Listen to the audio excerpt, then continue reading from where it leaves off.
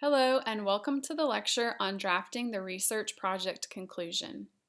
In this lecture, I'm going to be talking about what belongs in the conclusion of the research project and some revision strategies that you can think about as you look back over your entire final project draft and prepare for peer review.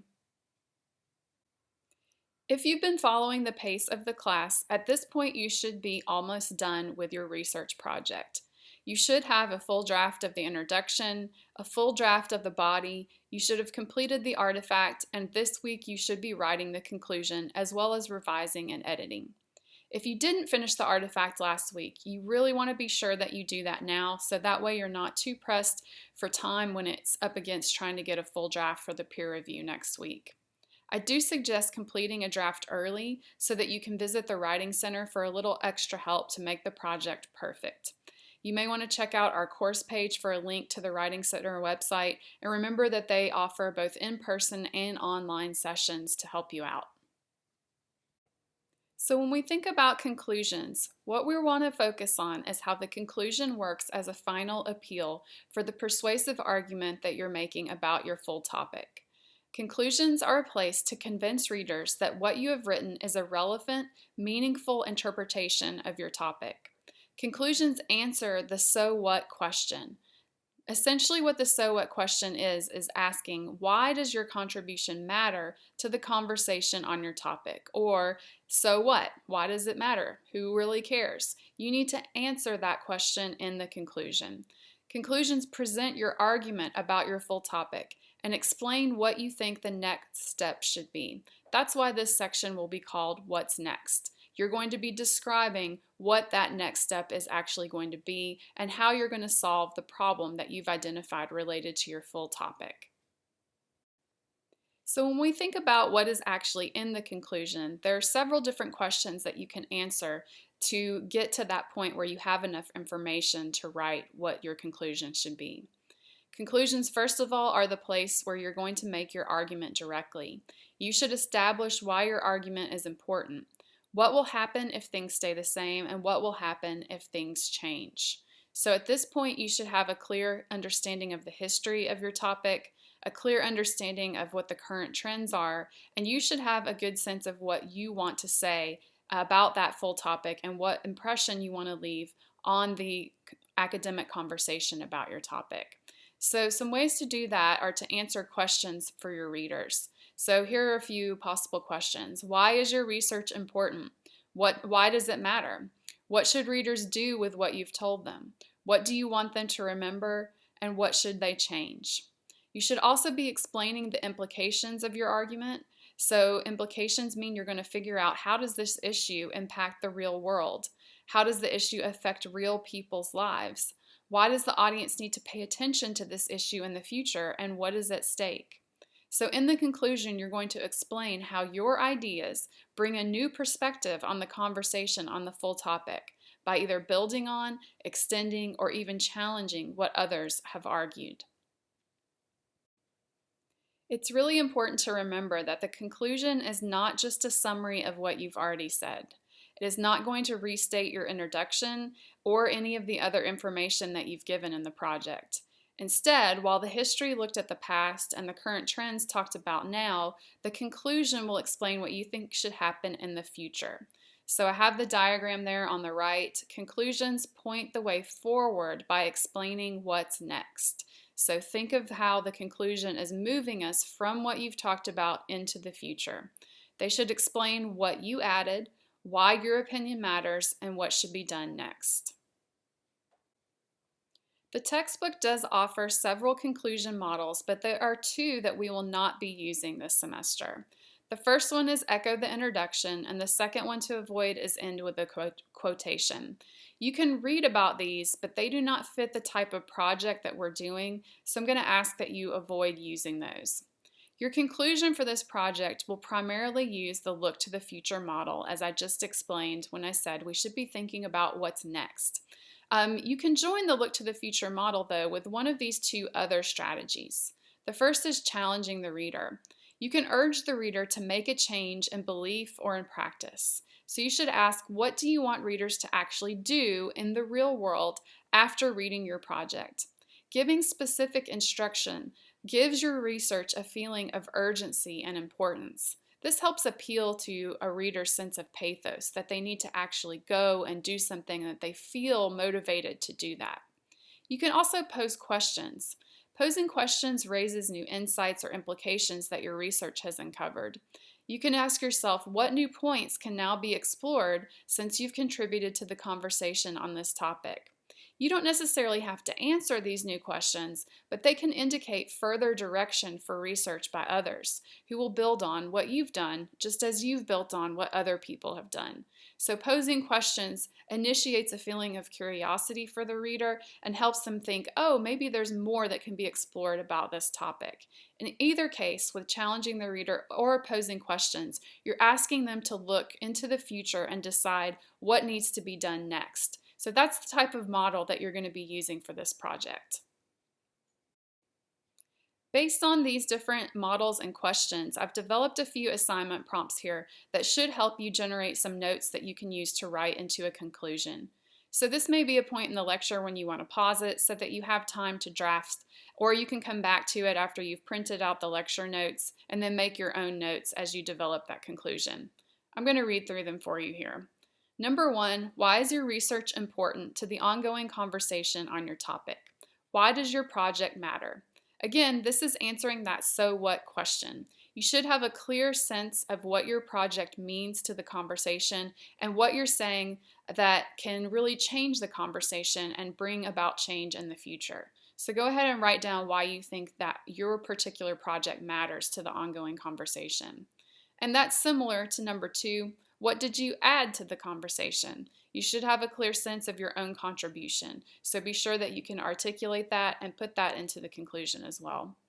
Number 3, how does your project impact the real world? So think about that social issue and how it's represented in pop culture, and think about how your project is drawing attention to the way that popular culture is demonstrating that social issue. Think about the impact and what you want people to learn based on your project. Number 4 is similar. Why do people need to pay attention to your topic? Where is the sense of urgency and what's at stake with your topic? Why does it matter in the real world and to people's lives? Number 5, what will happen to your issue if things stay the same? And what will happen if things change? So project out into the future and think through what happens if everybody just ignores what you've said. What are the stakes? What's really going on that could impact the real world or impact people's lives? And then what would it look like if things changed or if things were different? How would that be better or worse if things changed? And what kind of change are you really looking for with your project? Number 6, this is closely connected to the previous one. What should happen next with your topic? What is the ideal solution to the problem concerning your topic? How can readers help the solution happen in the real world? So if you've identified what would happen if things stayed the same versus what would happen if they changed, well, what do you want to see happen? What can readers do in order to help that change happen? Number 7, what do you want to happen once people are done reading your project? And this is similar again, but slightly different in that it's more immediate.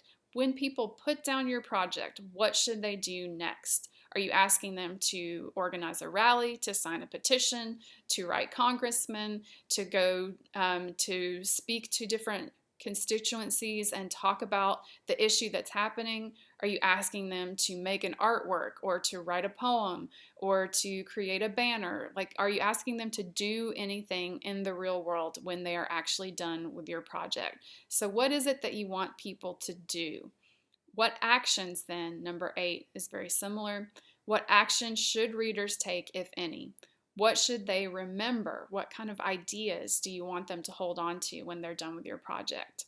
And did you build on others' research, extend their ideas, or did you challenge what others have argued? So identify what you've done as a writer and a composer of an artifact. What have you actually done? Have you extended other people's research? Have you challenged the prevailing research ideas? Are you going to change the conversation on your topic? And if so, how? So I realize a lot of these questions are very similar in the way that they're phrased, but all of them are trying to push you in different ways to think through how your project is doing something that is important for your topic, how it's contributing, what you said, and what you want people to do next. So work through all or some of these as you feel that they maybe apply to your particular project, and generate some notes that you can then develop into a conclusion for your project. As you start to organize those notes and turn them into paragraphs, remember that your conclusion will likely be more than one paragraph. You'll probably be working through multiple paragraphs, and those may need to be revised and put in different order depending on the way that you're transitioning from the current trends section and what last thought that you want to leave in the reader's mind as you really round out the project. Now, as you get to that final draft and you have everything written down, remember that there are two different levels of finalizing projects.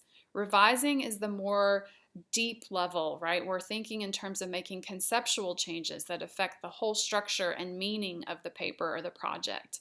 And then there's editing, which are minor changes to grammar, sentence structure, or transitions. I want you to remember to focus on revising first and then move on to editing once you're confident that the overall structure and meaning of the project works. I also want to remind you of some revision strategies which hopefully you've been using throughout the semester, but that you definitely want to employ in this final project. You will likely revise and edit your paper in various stages of the writing process. So it may be that you just want to focus on revising your introduction and the multiple paragraphs that should be there introducing your topic. Or maybe you just want to focus on history or on the artifact or eventually on the conclusion. Or you might have the entire project done and you want to go through the whole thing from front to back and just read straight through it. Whatever section that you're focusing on, or if you're looking at a full draft, you can employ all these revision strategies just for sections, or you can do it for the entire project. So just remember, first of all, that it helps to read your work out loud. Simply make time to read a copy of your paper to yourself, speaking every single word out loud and listening to places that need to be fixed. Just hearing your words sometimes will help you pick up on things that are awkwardly phrased or that maybe need different grammar or diction, sentence structure, transitions, all those things. Sometimes if we hear them rather than just seeing them, it will help you to understand something that's not working quite well. You can also make a reverse outline, which I discussed in last week's lecture. Be sure that all parts of the project are in logical order by writing this sort of keyword sentence that you would say sums up a particular paragraph, and then looking at those keywords and those sentences and seeing, are they actually in the right place, or do I need to cut and paste different parts of the paper so that they make more sense in a different structure? You can also ask a friend or a family member to read the project to you, and again, hearing that will help you catch some of the problems that need to be fixed before the due date.